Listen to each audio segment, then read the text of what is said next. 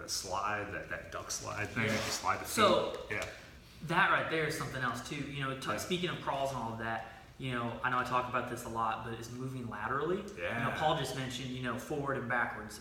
We mainly always go in this direction, which is great to a certain degree. Because Wonderful. It gets you where you need to go, right? But as far as your body and preventing injuries and being prepared for anything, we do not move laterally a whole lot. Do your crawls laterally. Yeah. Every once in a while we'll do some lateral, like burpee box jump overs or stuff like that. But I'm talking to a greater degree. Right. Yeah. Absolutely.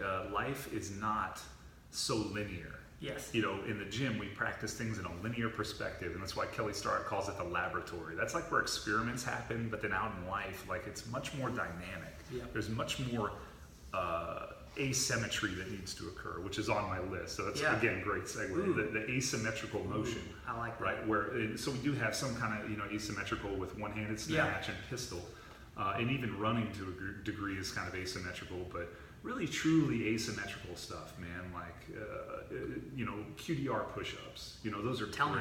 Do you know what that is? Okay, so QDR push-up, hands are down. I don't know if I'll stay on camera, so good luck. But you come down, you put the elbow here, and you can take the body over. You can go all the way over into a bridge position and back through, but you're essentially balancing on that elbow. Okay, wow. Yeah, so. Heck yeah. Yeah, I don't know if that was in frame, but that's what I'm talking about. So as you rotate through that, you can rotate all the way around back to your starting position by going through bridge and things. But it's a very, very good one. So asymmetrical movement, yeah. So I gotta not so I don't forget. I gotta go back to to that because that reminded me of dancing and kung fu, which we've got to go there. Yeah, we do have to go. But even a really simple way to do something asymmetrical is do a super heavy one-arm farmer's carry, which I know is very simple and cut and dry. But for me, doing a really heavy one-arm farmer's carry is much harder than doing 2 dumbbells. Especially if you're not letting it pull your torso. It's also an anti-rotation move, which is great for the core. Yeah, that's essentially isometric, which is, again, we'll go there too, yeah. And isometric, nice. Oh, it's static hold. Nice. Yeah, it's isometric, but it's spinal isometric, No, which I like is great that because you're trying to resist the movement of the spine as you carry on one hand, but yeah. But think about most of the time when you're carrying a suitcase, you don't have 2 equally weighted suitcases in each hand. Yeah. Or when you're carrying all of your grocery sacks inside, you're not equally weighted. Unless you're a really good packer. Unless you're perfect. While I'm still thinking about it, Paul talks about this a lot, so I'm basically stealing this from him, and he'll be able to expound more upon it. Thanks. But talking about artistic movement and kung fu, and when Paul was just doing that sweet move there, that made me think of breakdancing, because I'm pretty sure I've seen dudes do that. Yeah. Breakdancing, right? Yeah. And those are just, I just think that's so cool. It's something that we don't do a lot in CrossFit. It's on the board. You got to do 3 rounds of X, Y, and Z, 5, 10, and 15, and you do it as fast as you can of these specific moves, and it's all written out. With dancing or with kung fu or something like that, it's expressive. It's improvisational, yeah. You must express, yeah, absolutely. So yeah, expression is a big part. You have to remember, like every physical movement that we do is some part built in from a thought to a feeling, that's based off a paradigm that has come from inside and then comes out. So as you're doing your deadlift, it's pretty cool that if you put some emotion into it, or you put some emotion into the workout. Yeah, absolutely. Nice one on that, yeah. And that's something I see Paul do a lot. Sorry, before you get there, but even in the memes of CrossFit, like where they say Zumba, bitch please, like dancing is almost frowned upon in that degree, but like dance is important, and the guys who do breakdancing and capoeira, like they're fit. Yes. That's hard to do. Big time. Yep. And that's something I think gymnastics is probably something, I think CrossFit does go in a little bit of phases, where snatching and clean and jerk were the really cool thing for a while. I think we might be seeing maybe a slight, I think that's always going to be big and very important. I think we're seeing a slight transition into the gymnastics phase. Yep. And with the strict muscle ups and stuff like that. Yeah. And all those strict handstand push-ups. Strict handstand push-ups. Yeah. But there's, freestanding handstand push-ups. Yep. And I can't do those. Those are extremely hard. There's just so many moves out there and ways to test your body, and I think dance and kung fu and stuff like that are a good way to learn those holds So you're like Captain Segway today, because the next one would be martial arts. Okay, let's like talk. There is no striking. There's no striking of limbs. Yes. And talk about a functional movement. Yes. Like that is a load that is carried, a relatively long distance and very quickly. And I feel like in CrossFit, that's something that would be necessary because some dude comes in and he's lying about his time. I know he's lying. He's got to give him a quick jab so check that fool. So he knows what's up. Fool, what your time is? But 2 minute friend. And that's something beautiful. I mean, you think about boxers and guys who do MMA. Yeah. I mean, striking, that is such a big thing that we don't do a whole lot. Yeah. And like this is your area. So like what is a way you would add that in? Like, I mean, we're talking like heavy bag. I was a nerd, yeah. So I would throw, one of my favorite ones was throwing in heavy bag punches with kettlebell swings, just back and forth, like rounds, Yeah. And, so that was a fun one. But you can do it any way you want, depending on whatever martial art discipline you have. Like throw in something and then throw in technique with it. Yeah. And make sure that as you're doing it, that you prize quality of the movement, not just simply hitting the bag. What about kicking? Yeah, kicking, right? Exactly. Sure. Like throwing some flying knees. Right. And stuff like that. And not only is it fun, but when you wear your legs out and try and kick, good luck. Like that's hard, dude. You'll have to really pay attention. Feared by many, respected by all. So another one I've got, okay, so again, good segue, is quality of movement.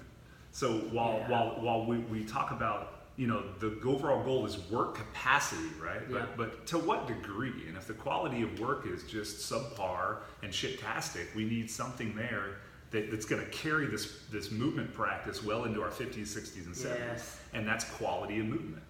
And if you're unfamiliar with Kelly Starrett, the Supple Leopard and all that stuff, go look up some of his podcasts and just geek out on this guy. You can start with the one what Joe Rogan did like forever ago.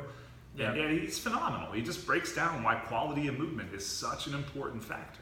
Something that's not in CrossFit that he just brought up is, I think there needs to be workouts where it's 3 rounds for quality. Yes. Or 10 minutes for quality. Of quality, right? Where we're not going to write our time on the board. Brilliant. Where we're going to go through. We're going to judge people on quality. Yes. which is it may not be a thing, but it should be. I mean, how many times? Your deadlift sucks, man. How many times in like a competition I've seen people do something where I'm just like, oh, and that should be something. And I realize there's a time for that. There's a time when I push myself past quality where I just get the weight. But there's got to be those days when it's for mastery, when trying to do the best that you possibly can. And if you're going to push yourself beyond what you can do safely, you have to know what safe is first. Yes. You have to be very familiar with safe, and that's just not fair to ask that for people that aren't familiar with safe. When you do those days, number one, I think it's good mentally for you. It teaches you to be more proficient at the movements, and then at those times when you have to go a little past what is safe, it transfers over to that. Oh, absolutely. If you practice for crap all the time, when it comes down to it, when you need it, when It'll you have crap. to deadlift a car off your friend, it's not going to go well. Yeah, I mean, it's just a trillion, or 100 trillion cells that learn. Absolutely. If you teach them crap, they'll put crap back out. 100%. 100%. Like, you play like you practice. I love that. Basically. Like, work out for quality. 3 rounds for quality. Yeah. That's cool. And, like, you just think about, like, a couple moves that'd be really easy for that to do. Like, squat. that you import squat. Push up. Squat. It's one we totally take for granted. You watch a person do, 50 air squats and that's so silly because I wouldn't have even thought of that one, and that's so blaringly obvious. So important. Yeah, so. I mean, I think about push-ups, and I see, in CrossFit we got this one. Yeah, the saggy. Yeah, the heavy lumbar movement. Oh yeah, that's garbage. Yeah. And so like even that could be great because if you can't get the push up, you work on the quality down. Yes. As much quality as you can hold on the way down. And really a push-up's just an expression of core strength moving outward to the limb. 100%. So you'll always see the core break before the people start to get weak. Yep. So yeah, it's interesting, man. All right, so then the last one I think I have, let me check on the list here, is spinal movement. Ooh. So in a lot of the functional movements and stuff, this one in the rotation, but like could you stand up and show some of that while you talk about it? I could do it here in the squat. Can you do it? Let me see. Yeah. So a lot of the movements that we have in CrossFit, I'm going to show you here kneeling, and I'll show you from this. the spine is in a very neutral position. So if I'm moving, I'm always, moving my limbs, but I'm trying to brace in the middle. So if I deadlift, I'm hinging from the hip. If I Olympic lift, if I box jump, if I squat, if I do a push-up, if I do a pull-up even, I'm not trying to hinge anywhere. I'm trying to stay very braced and move from the hip only. So what happens, like Ben was talking about, is that over time your body learns how to be very straight. But that's one aspect of the spine. The spine's made up of dozens of different vertebrae that also need to articulate freely and move on their own. And so moving the spine like in waves is an excellent way to do it. Okay, and I teach this in my workshops. And then moving the spine sideways, like the cervical spine, being able to move it sideways, move the thoracic spine, right? And move that, get ready, move the hip, right? Move the hip. And not just move the hip, displace it, but take the pelvis upward and move the pelvis. I can't do that so well kneeling down.